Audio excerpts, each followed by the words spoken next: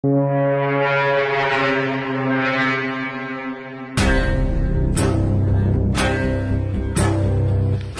ही ते बघ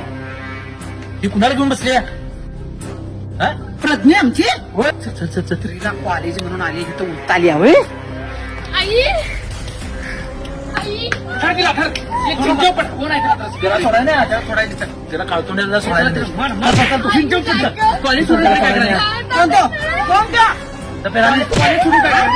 कॉलेज सोडून काय